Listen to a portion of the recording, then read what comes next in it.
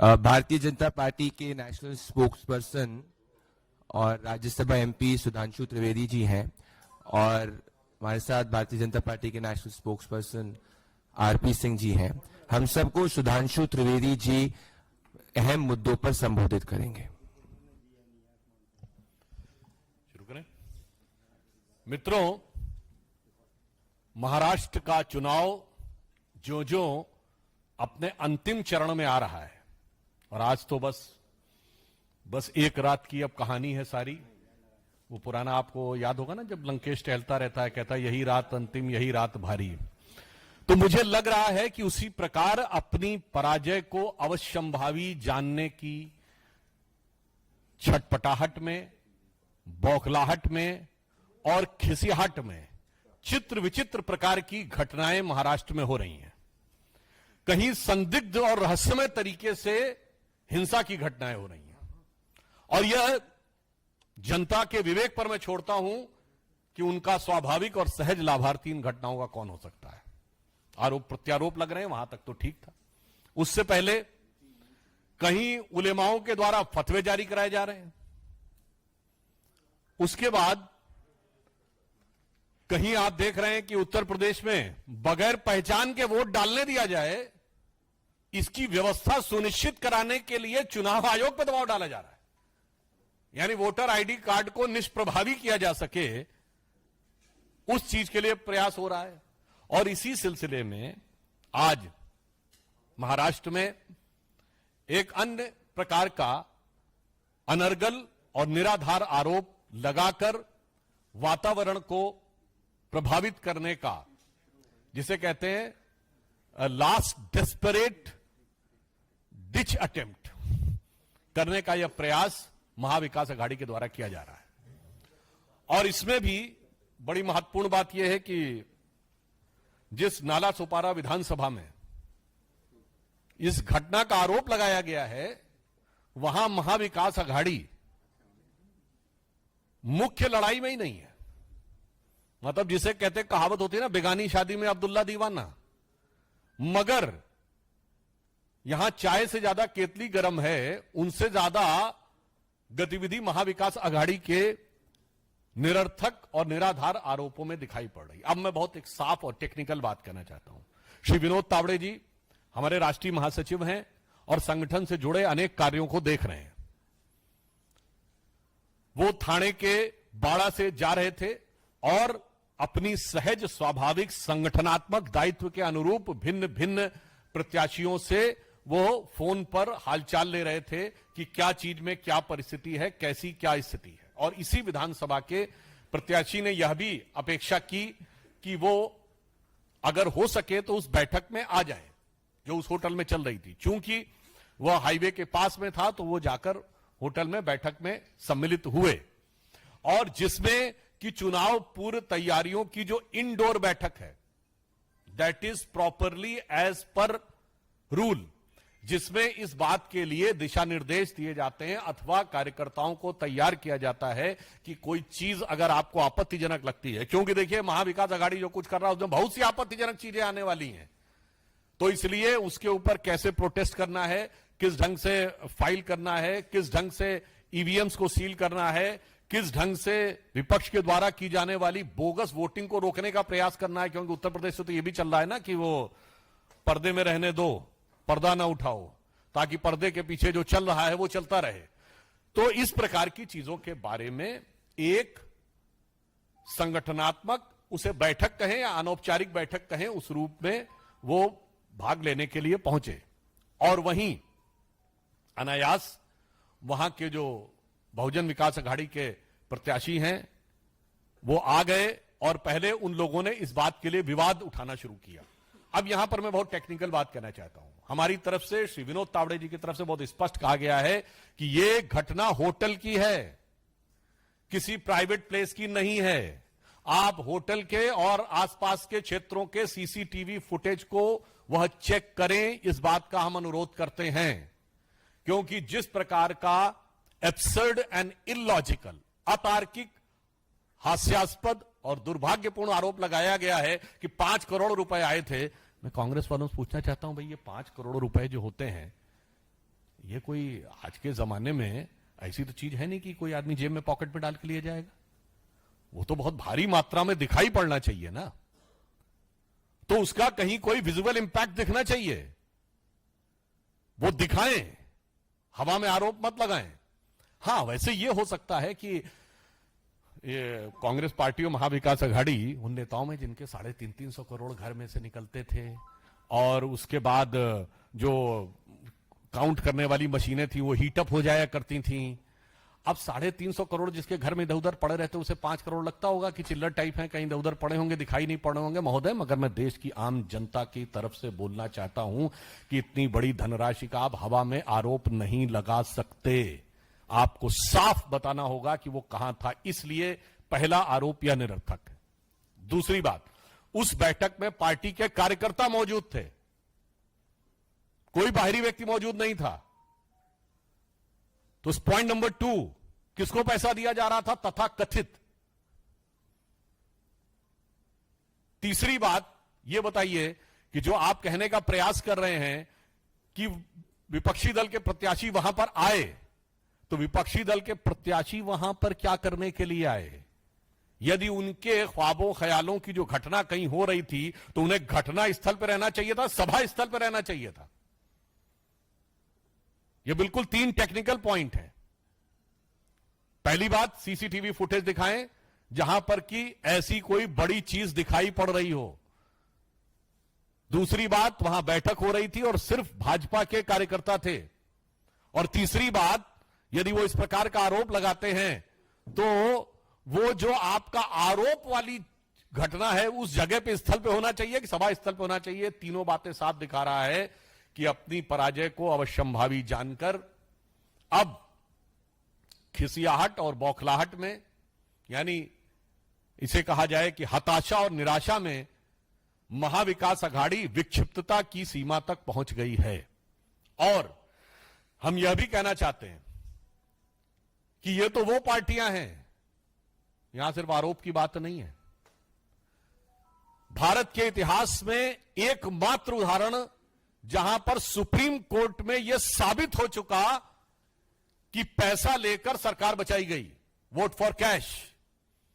मैं देश की जनता को याद दिलाना चाहता हूं, एकमात्र केस है भारत के इतिहास का 1994 का झारखंड मुक्ति मोर्चा रिश्वत कांड, जिसमें सुप्रीम कोर्ट में यह साबित हो गया कि झारखंड मुक्ति मोर्चा के सांसदों ने पैसा लेकर तत्कालीन कांग्रेस सरकार को बचाया। परंतु संसद में वोटिंग को न्यायिक समीक्षा का विषय नहीं बनाया जा सकता है, इसलिए उन पे कार्रवाई नहीं हुई। और आपको ध्यान हो, इसी वर्ष सुप्रीम कोर्ट ने अपने उस जजमेंट को रिव्यू किया है, यानी अब कोई पैसा लेकर वोट देकर बच नहीं सकता। तो हम ये कहना चाह रहे हैं, आप तो साहब certified by supreme court cash for vote के पुराने चैंपियन हैं, आज के नहीं 30 साल पहले वाले हैं। और आप देखिए, संयोग से झारखंड में भी चुनाव है और ये दोनों पार्टियां साथ साथ हैं। यानी अगर इस इंडी गठबंधन की इन पार्टियों के लिए कहा जाए जेएमएम और कांग्रेस फिर आज साथ साथ हैं, तो इनके लिए मुझे वो पुराने गीत की वो पंक्ति याद आती है जो था ना, वो कई साल पहले मुझे तुमसे प्यार था। तो इनके लिए नजर आती है कि 30 साल पहले मुझे तुमसे प्यार था, 1994। जिया बेकरार था, यही भ्रष्टाचार था, आज भी है और कल भी रहेगा। तो ऐसा नहीं है कि ये इस भ्रष्टाचार में आकंठ डूबे नहीं रहेंगे।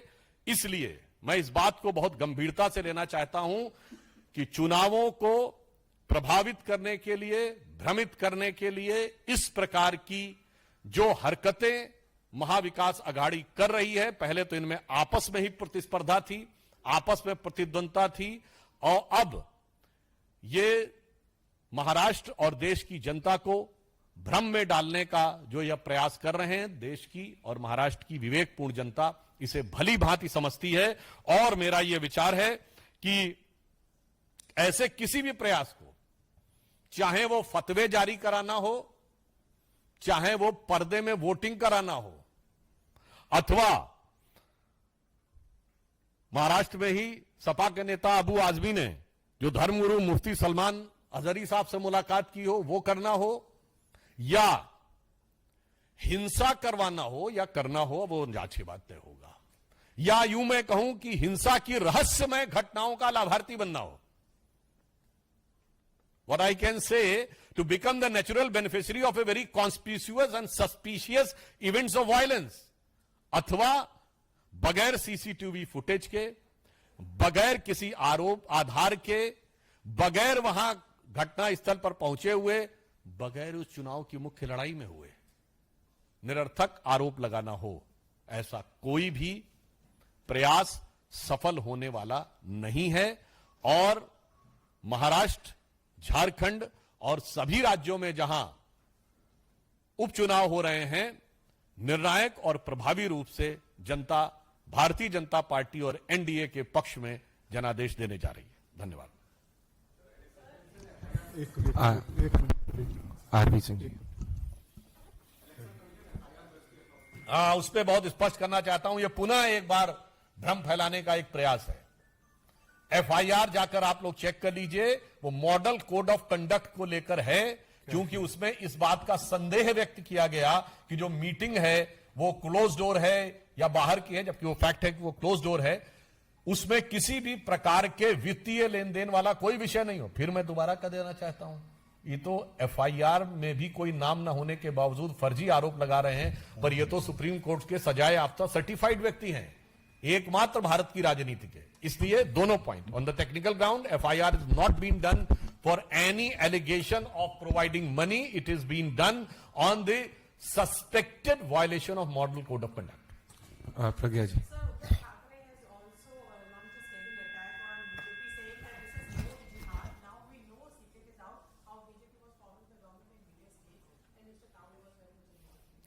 वैसे तो मैं बताना चाहता हूं कि पहले भी इनके भिन्न भिन्न गठबंधन सहयोगियों के घरों से क्या क्या प्राप्त हो चुका है, और श्री उद्धव ठाकरे जी, श्रद्धेय बाला साहब ठाकरे जी के भ्रष्टाचार को लेकर बयानों को अगर देख लें तो मुझे लगता है उन्हें ज्यादा स्थिति स्पष्ट हो जाएगी। और जब 1994 का मैंने उदाहरण दिया तो वो हमारे साथ हुआ करते थे, मगर अब उनके मुंह से नोट शब्द भी निकल रहा है, और मजे की बात है जिहाद शब्द भी निकल रहा है।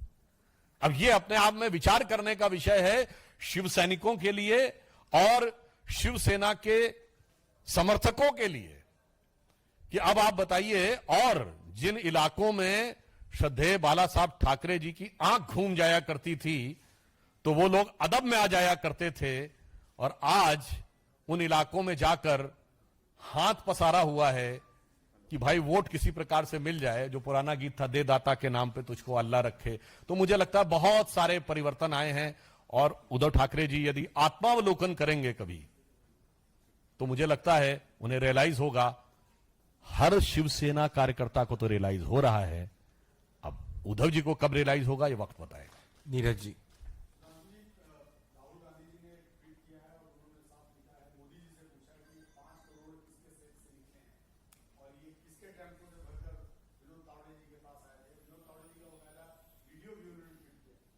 देखिए, बड़ी मजेदार बात यह है कि हवा में लट्ठ भांजना इसी को कहते हैं कि भाई मतलब जिसे कहते हैं ना, सूत ना कपास हो फिर भी लट्ठम लट्ठा।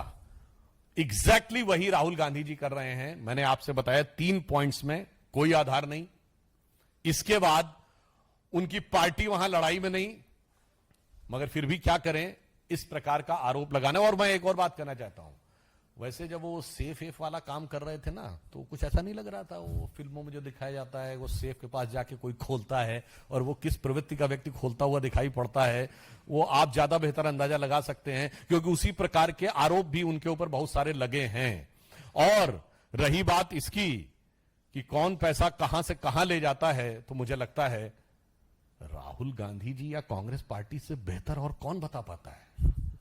और अगर आप कहना चाहें तो मैं ये भी बता देना चाहता हूं, उनके परिवार के ऊपर, आज मैं उसके डिटेल में नहीं जाऊंगा, एक फॉरेन मैगजीन ने नाम के साथ, अमाउंट के साथ लिखा हुआ है कि कितना पैसा था। कभी चुनाव के बाद उसका डिटेल और बताऊंगा। इसलिए मैं कहना चाहता हूं, जिनको इन कामों में बड़ी रुचि थी, जिनकी इन कामों में बड़ी सिद्धहस्तता थी, वही लोग अब ऐसा लग रहा है कि अपने ही चश्मे से चुनाव को देखकर भ्रमित करना चाह रहे हैं। एक सेकंड, आप किसके?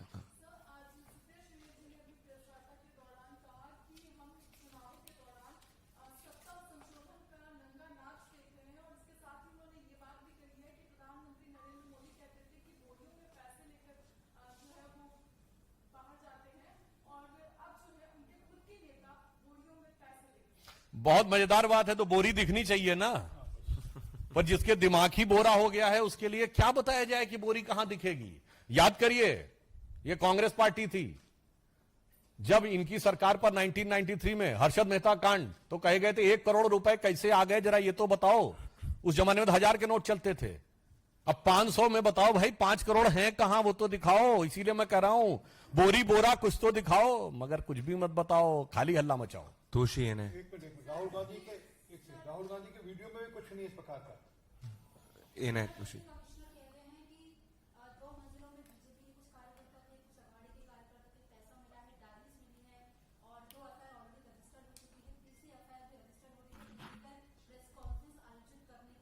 हाँ, जो आपने कहा वही बात मैं कह रहा हूं कि वो मॉडल कोड ऑफ कंडक्ट को लेकर हुई है कि मीटिंग या प्रेस कॉन्फ्रेंस या एक ही होटल में उन कार्यकर्ताओं का आना, चाहे बहुजन विकास अघाड़ी के कार्यकर्ता हो या हमारे कार्यकर्ता, उसको लेकर चुनाव आयोग के मन में संदेह हुआ है। उसमें किसी भी प्रकार के नोट बांटने, पैसा बांटने जैसे का कोई उल्लेख नहीं। Last question.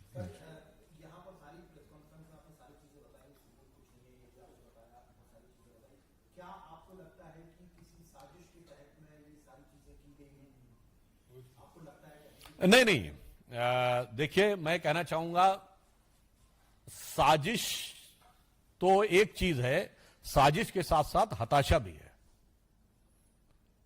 साजिश से ज्यादा बड़ी बात हताशा है, क्योंकि साजिश में तो फिर भी थोड़ा दिमाग लगाया जाता है। यहां मुझे लग रहा बगैर दिमाग लगाए जो आरोप लगाया जा रहा है, तो उसमें मुझे फ्रस्ट्रेशन ज्यादा नजर आ रहा है बजाय किसी प्रकार की उस चीज के। मगर एक बात मैं गंभीर रूप से कहना चाहूंगा कि पिछले 3-4 महीनों से भारत में बहुत सी ऐसी घटनाएं शुरू हो गई हैं जो अपने आप में इस बात का संदेह उत्पन्न करती हैं कि किन शक्तियों की ताकत बढ़ गई है। किसकी ताकत बढ़ी है वो सोचने का विचार है कि कहीं ट्रेनों के ऊपर पटरियों पे कुछ रखा हुआ पाया जा रहा है, कहीं होएक्स कॉल आ रही हैं हवाई जहाजों के लिए, फर्जी कॉलें, तो कहीं दिल्ली के स्कूलों के बारे में धमकी, तो कहीं इस प्रकार की धमकी। तो ये जो चीजें हैं, ये जो साजिशें हैं, ये साजिश करने वालों की जो मनोबल है ये क्यों बढ़ा है, ये विचार करने का ज्यादा गंभीर विषय है और देश को इसको गंभीरता से विचार करना चाहिए। आखिरी क्वेश्चन है। विपक्ष कह रहा है कि ये पूरी तरीके से नोट जिहाद है जो चलाया गया बीजेपी के द्वारा। देखिए, नोट भी उनका ही डोमेन है और जिहाद भी उनका ही डोमेन है, तो इसके बारे में मेरे विचार से हमारा तो ये विचार है, हमारा सेवा और धर्म है, क्योंकि राजनीति हमारे लिए एक सेवा है और जो राष्ट्रीयता के धर्म से प्रेरित है, जिसे हम कहते हैं इदम न मम इदम राष्ट्राय स्वाहा, हम तो इस पे विचार करते हैं। अब जिहाद के स्पेशलिस्ट वो होंगे तो ज्यादा बेहतर बता सकते हैं, और वैसे भी उन्हीं की कैंडिडेट ने फर्रुखाबाद में इस नए क्वाइन फ्रेज को क्वाइन किया था, और ये लोग मतलब बड़े अच्छे अच्छे फ्रेजेस क्वाइन कर लेते हैं। जैसे आप देखते हैं ना, वर्ड सुनते हैं आप, लेफ्ट लिबरल, कोई एक लेफ्ट बताइएगा कंट्री जो लिबरल हो। तो ऐसे ऐसे ये लोग फ्रेजेस क्वाइन करते हैं। फिर उसके बाद मजे की बात यह है कि फ्रीडम ऑफ स्पीच की बात सबसे ज्यादा कौन करता है? Hardliner Muslims. एक ऐसा कंट्री बताइए हार्डलाइनर मुस्लिम जहां फ्रीडम ऑफ स्पीच हो। अब सुनिए, उसके बाद लेफ्टिस्ट कहता है फ्रीडम ऑफ स्पीच। एक लेफ्टिस्ट कंट्री बताइए जहां। ये तो भाई यही तो शब्दों का मायाजाल है जिसे समझने की आवश्यकता है, मगर देश की जनता उसे समझेगी, हमें पूर्ण विश्वास है। बहुत बहुत धन्यवाद, शुक्रिया।